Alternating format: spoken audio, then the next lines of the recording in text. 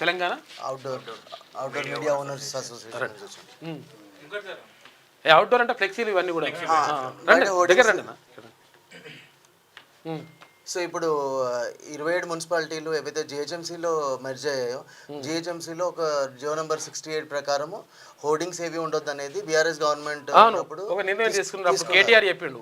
ఆయన మున్సిపల్ శాఖ మంత్రిగా ఉన్నప్పుడు ఏడా హోర్డింగ్లు పెట్టొద్దు, ఫ్లెక్సీలు పెట్టొద్దు, ఇవన్నీ ఒకటి రూల్ పెట్టిండు. జిహెచ్ఎంసీ లిమిట్లు అదే.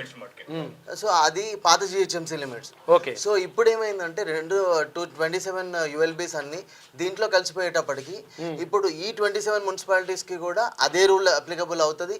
అండ్ బీఆర్ఎస్ గవర్నమెంట్ చేసింది ఏంటంటే చిన్న ఏరియాలో అక్కడి నుంచి మమ్మల్ని బయటికి పంపించేటప్పటికి మేము బయటకు వచ్చాము, మా పని మేము చేసుకుంటున్నాము. సో అది పెద్దగా ఎఫెక్ట్ చేయలేదు మాకు వాస్తవానికి. కానీ ఇప్పుడు ఏంటంటే జిహెచ్ఎంసీ వరకే కాబట్టి ఇంకా పైన పక్కనున్న మున్సిపాలిటీలలో పెట్టుకున్నారు. అవును. సో ఇప్పుడు జరిగే ప్రాబ్లం ఏంటంటే ఈ 27 మున్సిపాలిటీలు కలిసేటప్పటికి అసలు రూఫ్ టాప్ అనే హోర్డింగే ఉండొద్దు అంటున్నారు. సో ఇది జియో నెంబర్ 68 ప్రకారం జరగలేదు. అది కేవలం జిహెచ్ఎంసీ పాత లిమిట్స్ కి ఉంది. ఇప్పుడు రూఫ్ టాప్ హోర్డింగ్ అనేది లేదు అని అంటే ఇప్పుడు కంప్లీట్ గా ఈ ట్రై కార్పొరేషన్, సో ఇంత పెద్ద కార్పొరేషన్ ఇప్పుడు ఇండియాలో 3 కార్పొరేషన్లు ఇంత పెద్ద కార్పొరేషన్ ఎక్కడ ఇండియాలోనే ఎక్కడ లేదు. సో ఇంత విస్తీర్ణం దాటి మేము బయటికి పోవాలంటే సో టెక్నికల్ గా ఔటర్ రింగ్ రోడ్ దాటిపోవాలి. ఔటర్ రింగ్ రోడ్ దాటిపోయిన తర్వాత ఇంకేం ఉండదు.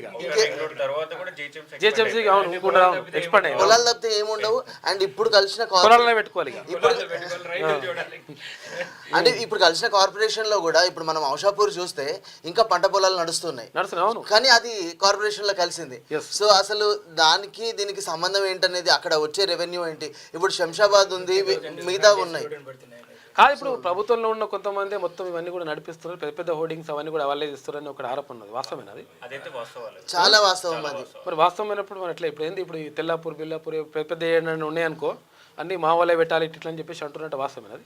అంటే ఈ టోటల్ ఇంత పర్సనల్ గా తీసుకొని 50,000 కుటుంబాలు రోడ్డును పడుతున్నా కూడా చిన్న చిన్న ఇప్పుడు వీళ్ళకు మీకు అంటే దాని మీద ఆధారపడుతూ ఉంటే మాకు కూడా అది వాస్తవం నిజమే అనిపిస్తుంది. డెఫినెట్ గా ఇది 3-4కి కట్టబెట్టాలనేది మాత్రం వాస్తవం. సో అది డెఫినెట్ గా ఉంది ప్లాన్ లో. కాకపోతే దీని వల్ల 1,00,000 కుటుంబాలు రోడ్డున పడతాయని తెలిసి కూడా చేస్తున్నారు. ఇది మాత్రం డెఫినెట్ గా కరెక్ట్ కాదు. అందుకనే మా ఈ పోరాటం మేము నడిపిస్తున్నాము.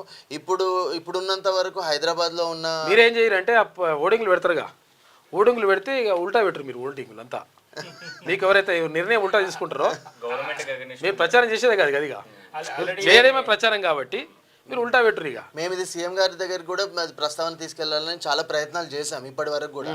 కానీ ఇప్పటి వరకు కూడా మాకు సీఎం గారి అపాయింట్మెంట్ దొరకలేదు. చాలా రిప్రజెంటేషన్స్ ఇచ్చాము. ప్రిన్సిపల్ సెక్రటరీ ఓటింగ్లలో పెట్టుర్రి, ముఖ్యమంత్రి గారు కలవండి అని పెట్టుర్రి.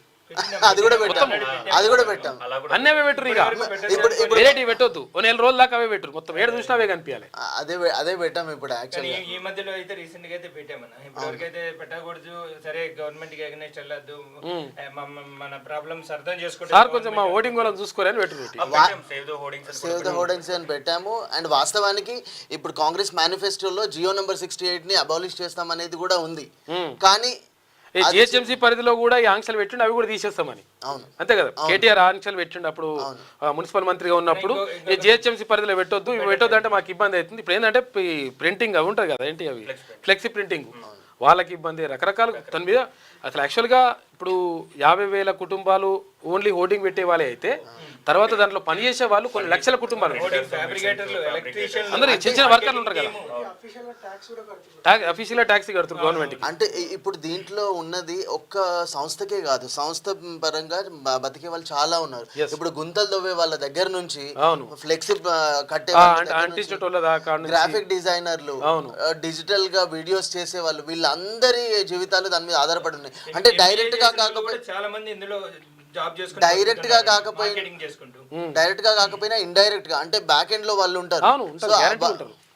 వాళ్ళందరి జీవితాలు కూడా ఇప్పుడు రోడ్డున పడే పరిస్థితి వచ్చిందనమాట. కాబట్టి ఫ్లెక్సీలు హోర్డింగ్లు పెట్టుకోవడానికి అవకాశం ఇవ్వాలని మీరు డిమాండ్ చేస్తారు. ఇంకొకటి ఇదే కాకుండా ల్యాండ్ ఓనర్స్ ఉంటారు సార్, చాలా మంది ఏడుస్తున్నారు సార్. చాలా మంది ఎంత ఎందుకంటే ఫ్లెక్సీ పెట్టుకుంటే వాళ్ళకి ఎంతో ఆదాయం వస్తుంది. నెలకు 2 లక్షలు వస్తున్నాయి. మీరు ఇచ్చిన పైసలతో సంవత్సరానికి 2 లక్షలు వస్తున్నాయి చిన్న చిన్న హోర్డింగ్ బిల్డింగ్ల మీద. ఈ పైసలతో నా కొడుక్కి నేను ఫీజులు కట్టుకుంటున్నా, ఫీజు వెళ్ళిపోతుంది నాకు.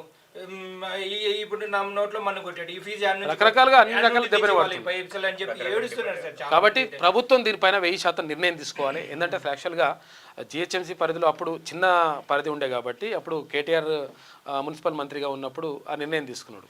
అయితే నిర్ణయం తీసుకుంటే దానివల్ల కూడా నష్టమే జరిగింది. కాకపోతే ఏంటంటే కొంతవరకు పర్లేదులే, ఇక్కడ చుట్టుపక్కల మున్సిపాలిటీలో 27 మున్సిపాలిటీలు ఉండే మళ్ళీ ఇక్కడ ఆ 27 మున్సిపాలిటీలు తీసుకొచ్చి ఇలా వాడేసినారు.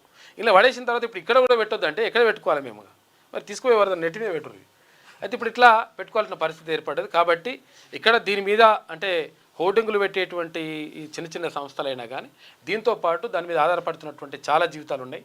కాబట్టి కొన్ని లక్షల మంది దీని మీద ఆధారపడుతున్నారు. కాబట్టి వాళ్ళని సేవ్ చేయాలంటే వాళ్ళందరూ కూడా ప్రభుత్వం మీద వ్యతిరేకత రావద్దు అంటే 100% ప్రభుత్వం వాళ్ళకు సానుకూలంగా నిర్ణయం తీసుకోవాలని వాళ్ళు కోరుతున్నారు. అంతేనా? కేవలం ఏంటంటే కాంపిటీషన్ తగ్గించి మోనోపలి ఆ ఒకళ్ళు మిగతా వాళ్ళందరినీ పంపించుకుంటే వీళ్ళకి ఇంకో 20% 30% ఎక్సెస్ రేట్ రావచ్చు. అంతే ఎంతమందిని ఇంటికి పంపిస్తే ఆ 20-30% ఎక్సెస్ రేట్ కోసం మాత్రమే మోనోపలి ఇష్టం అన్నాడు. కొంతమంది పెట్టుకుంటారట కదా, ప్రభుత్వంలో ఉన్న వాళ్ళే పెట్టుకుంటారు, నాలే నడుస్తున్నాయని కథ తెలిసింది. కథ కరెక్టేనా అది?